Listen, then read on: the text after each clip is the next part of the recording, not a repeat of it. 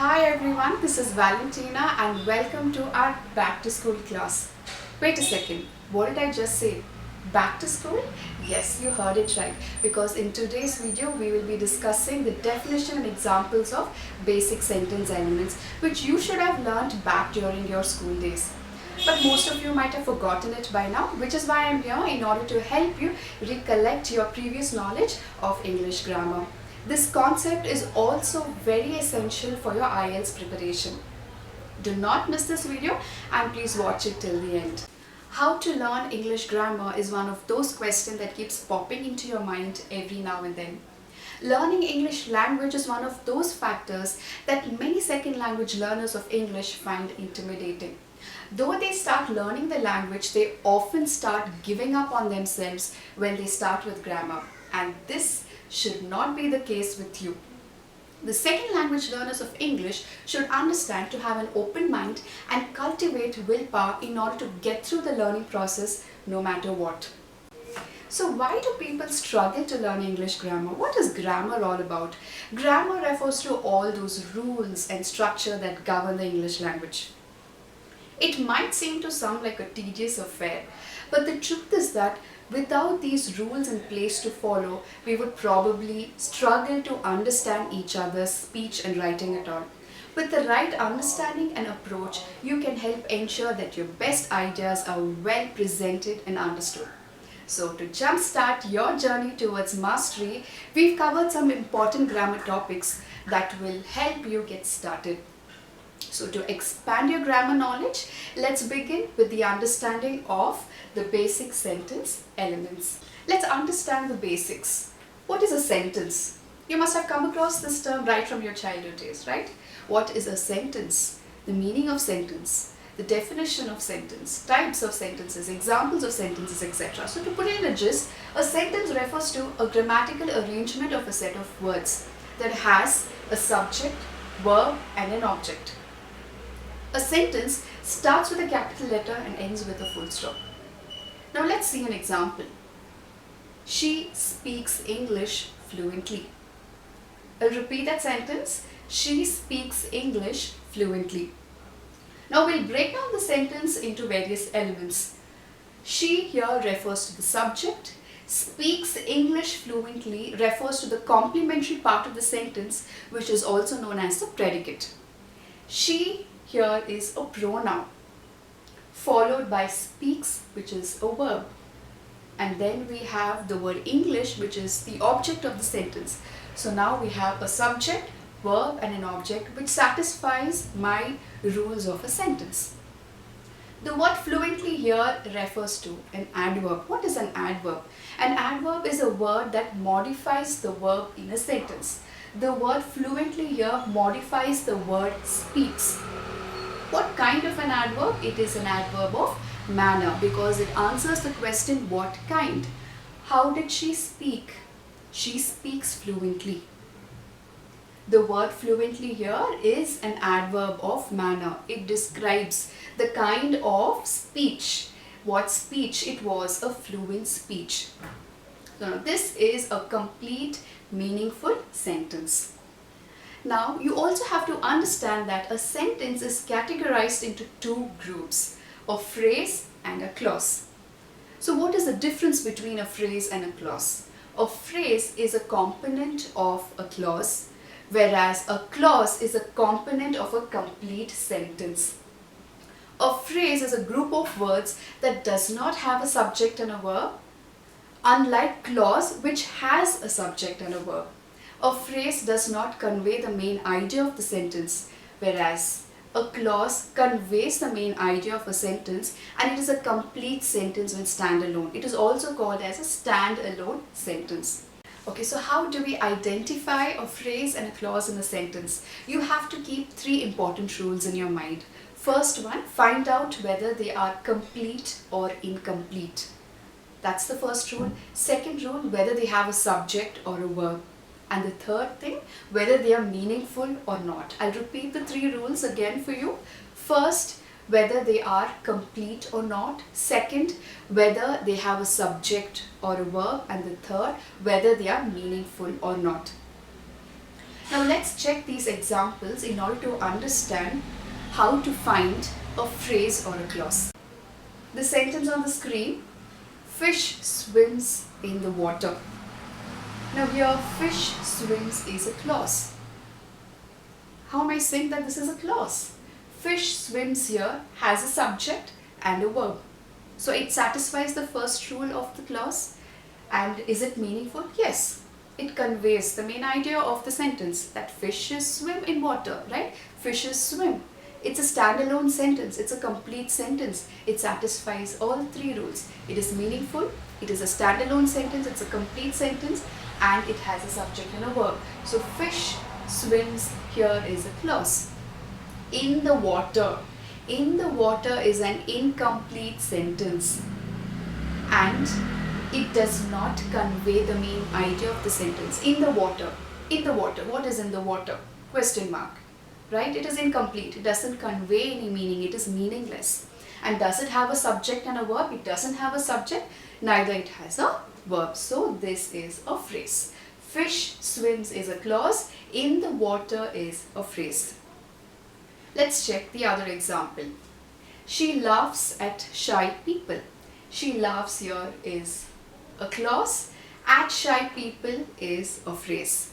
She laughs, again it satisfies the three rules. That is, it has a subject and a verb, and it is also a complete sentence, and it conveys meaning. At shy people, question mark, it is incomplete, it doesn't convey a proper meaning, and it doesn't have a subject and a verb. The last sentence here, I was waiting at the park. I was waiting is a clause. At the park is the phrase. I want you to break them down or to classify them according to the rules and put it in the comment section below. Let's move on to the most important part of the concept. Basic sentence elements. Elements are considered to be building blocks of a sentence, and we are going to discuss 6 important elements. And what are they? Independent clause, dependent clause, subject, verb, object, and a prepositional phrase. Now these 6 important elements will help you frame grammatically accurate sentence, which is very much essential for your IELTS writing task 1 and 2. Let's check each of them in detail. The first one is independent clause. Independent clause again satisfies all the rules of a clause. It is a complete sentence, and like the name suggests, it is independent. It stands on its own, and it conveys the main idea of a sentence. It is meaningful. It has a subject and a verb. Let's check some examples. There are 2 examples on the screen. I like spaghetti. He reads many books. Now these 2 examples will remain constant for all the elements. The reason why I've kept the same examples for all the elements is because to help you understand the concept better, and you will also be able to relate it with one another. So now this example here, I like spaghetti. It is a standalone sentence. It has a subject I and a verb like, and also an object spaghetti. So it has a subject, verb, and an object. All these 3 satisfies the rules of a complete sentence, and it is an independent clause. Similarly, he reads many books. He is the subject here, reads verb, and then book here is an object. Now these 2 are independent clauses. The next important element is dependent clause. Now dependent clause is an incomplete sentence. It is not complete. Like the name suggests, it has to be dependent on the independent clause. It has to be attached to the independent clause in order to make sense, in order to convey the main idea of the sentence. Dependent clauses are also called as subordinate clauses. Some examples for you.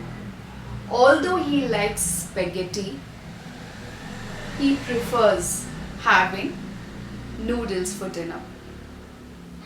Because he reads many books, he won the general knowledge quiz.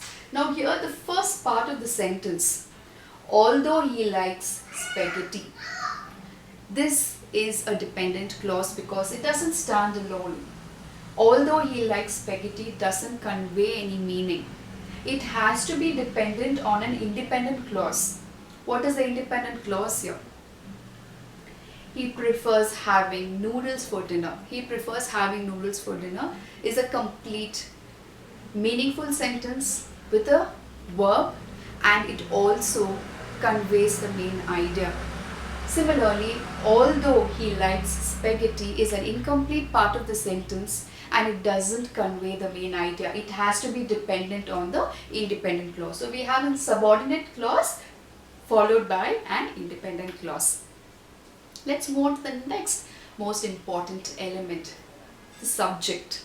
What is a subject? A person, place, animal, thing or a concept that does an action is called the subject. And how can we determine the subject in a sentence? By simply answering these questions. Who or what? We'll take the same examples. I like spaghetti. Who likes spaghetti? I like spaghetti. It answers the question who. So I is the subject here. He likes reading books. Who likes reading books? He likes reading books. He is the subject. So the subject, you can determine the subject or identify the subject in a sentence by answering the question who or what. Let's move on to the next important element, which is the verb. Verb is one of the most important part of speech. What is a verb? A verb is an action word. And how can you identify a verb? A verb always expresses the action that is performed by a person, place, animal, thing or a concept. And you can identify the verb in a sentence by answering the question what happened or what was the action. Take the same example. I like spaghetti. What is the action that you see here? Like. Similarly, the movie is good. Now here the word is the verb. It is a be verb, or in other words the linking verb. What is linking verb? The linking verb here connects the subject. What is the subject here? The movie. It connects the subject with the complementary part of the sentence or the predicate. What is the predicate here? Good. Yes. So it connects both the subject and the complementary part of the sentence, which is the word good. And that is why is here plays an important role. The verb is called as the linking verb as it connects both the subject and the predicate. The next important element is an object. How do you identify an object in a sentence? And before that, what is an object? A person, place, animal, thing or a concept that receives the action is called as an object. Again, how do you determine the object in a sentence? By answering the question, the subject did what, to whom or for whom. Similarly, let's take the same examples. I like spaghetti. He reads many books. Now here, what does he like? Spaghetti. Yes, that's the object. Similarly, he likes reading many books. What does he like reading? Books. Books here refers to the object. So, we learnt 5 important elements. What are they? Independent clause, dependent clause, subject, verb and an object. Now moving on to the most complicated element of a sentence, prepositional phrase. What is a prepositional phrase? A prepositional phrase always begins with a preposition. Some examples of preposition are in, at, on, of, for, until, unless, before, after, etc. So the phrase that begins with a preposition and modifies a word in a sentence. Now I'm going to extend, I'll have the same example but I'm going to extend it. That is, I'm going to add prepositional phrases for those 2 examples that we were looking at. First, I like spaghetti for dinner. For dinner is a prepositional phrase here because this phrase, prepositional phrase for dinner, starts with the preposition for. All these 5 elements are very essential to help you frame grammatically accurate sentences. So now with these two examples, let's see if we can break them down into various elements that we learned so far. Let's check the first example. I like spaghetti for dinner. The word I here is the subject, like is the verb, spaghetti is the object, for dinner is the prepositional phrase. How do we identify an independent and dependent clause? I like spaghetti is an independent clause because it is a complete sentence. It conveys the main idea and it has a subject and a verb. For dinner here is the dependent clause because it is incomplete, doesn't have a subject and a verb, and it has to be attached to the independent clause in order to make sense or to be meaningful. So with this we come to the end of all the 5 elements of a basic sentence. I hope you understood the concept well. If you have any doubts or clarification, please do write to us in the comment section below. Grammar is ultimately a limitless pursuit. So it evolves along with every other language over time. So do not worry, I will meet you again with another interesting grammar topic. Till then, you take care of yourself and be safe. Do not forget to like, share and subscribe the video. Thank you and God bless.